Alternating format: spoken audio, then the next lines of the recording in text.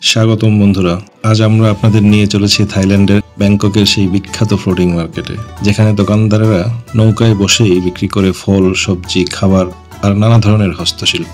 এই বাজার যেন এক জীবন্ত চিত্রকলা, প্রতিটি নৌকা যেন এক একটা ছোট্ট রেস্টুরেন্ট। পর্যটকদের জন্য এটি একটি স্বপ্নের জায়গা, আর ছবি তোলার জন্য একদম পারফেক্ট। রঙিন নৌকা, হাসিমুখ বিক্রেতা আর চারপাশের প্রাকৃতিক সৌন্দর্য সব মিলিয়ে এক অসাধারণ অভিজ্ঞতা।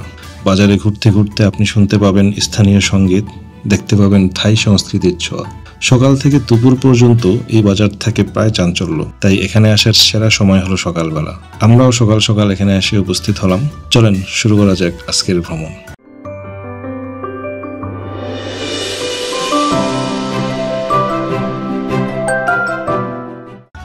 ভ্রমণের শুরুতেই আমি আসলে একটু চমকে গেলাম কিছু সাপ দেখে।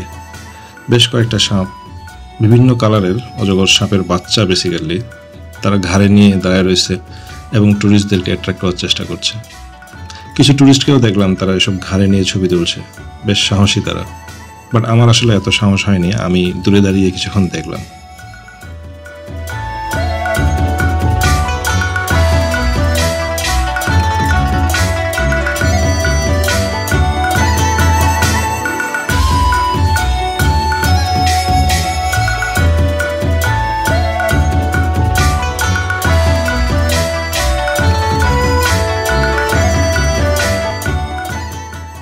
এরপরে আমি একটু হাঁটাহাঁটি করার চেষ্টা করলাম।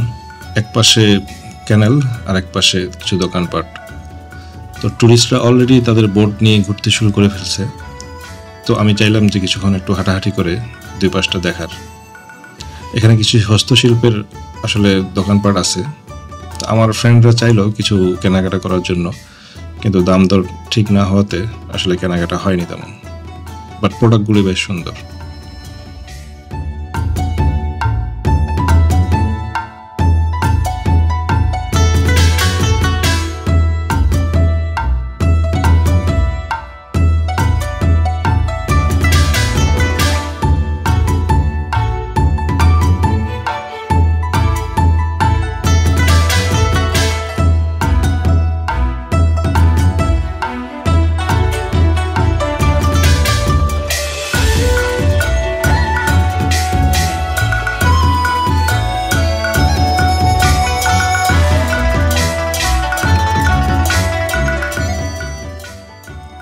কিছুক্ষণ হাঁটাহাঁটি করার পরেই মনে হলো যে ক্ষুধা লাগছে।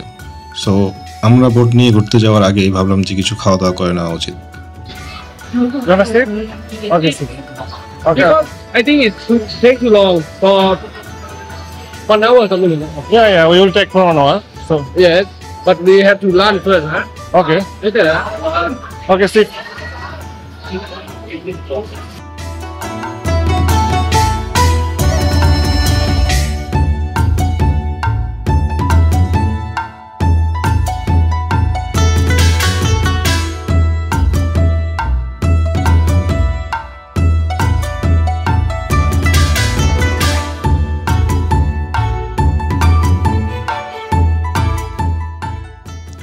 খেতে গিয়ে একটা জিনিস খেয়াল করলাম, প্রচুর পরিমাণে ইয়াং ট্যুরিস্ট, সব আমেরিকান অ্যান্ড ইউরোপিয়ান।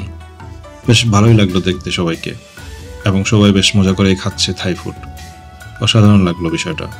খাওয়া দাওয়ার পালা শেষ, এবার আমাদের লক্ষ্য একটা বোট ভাড়া করা। একটা বোট নিয়ে পুরো এলাকাটা আমরা ঘুরে দেখতে চাই।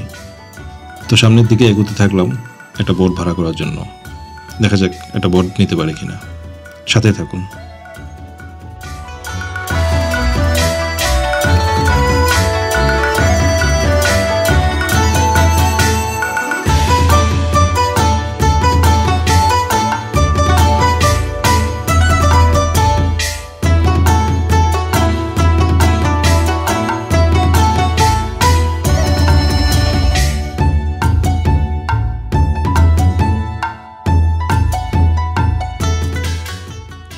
আমরা বোটে থেকেই কিছু কেনাকাটা করার চেষ্টা করলাম, কিন্তু আসলে খুব একটা সুবিধা করতে পারছিলাম না দামাদামিতে।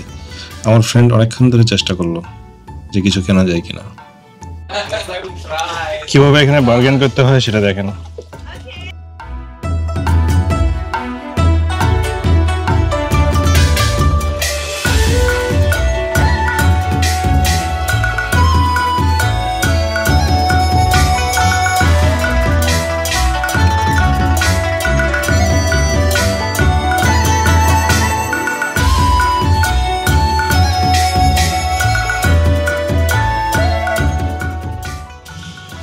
অনেকক্ষণ দামাদামি করার পরে শেষ পর্যন্ত আমার সহযাত্রী একটা ব্যাগ কিনতে পারছে আর কি।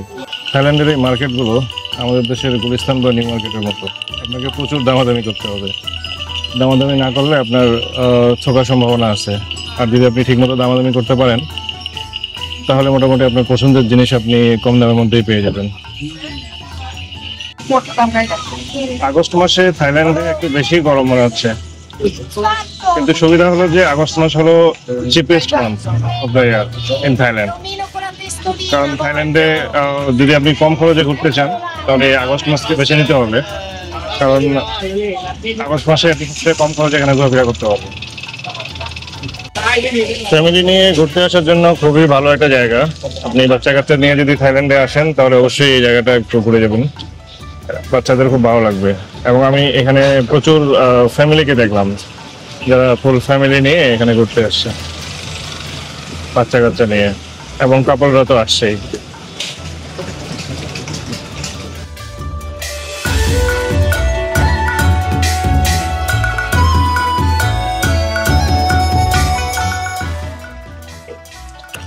এই যে আরেকটা সান্ডা আমরা পেয়ে গেছি এখানে আসে এই ফ্লোটিং মার্কেটে।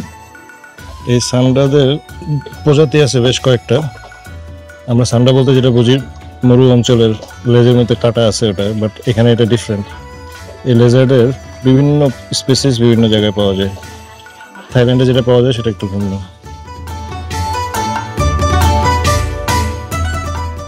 সো ফ্লোটিং মার্কেট দেখা এবং ঘোরা আজকের মতো এখানেই শেষ। তো এখন যাব হচ্ছে যে ওই যে রেল লাইন দেখতে, রেল লাইন মার্কেট দেখতে। তো আপনাদেরকেও দেখানোর চেষ্টা করব। তো ফ্লোটিং মার্কেট থেকে আপনাদের কাছে বিদায় নিচ্ছি। ধন্যবাদ সাথে থাকার জন্য, ভালো থাকবেন।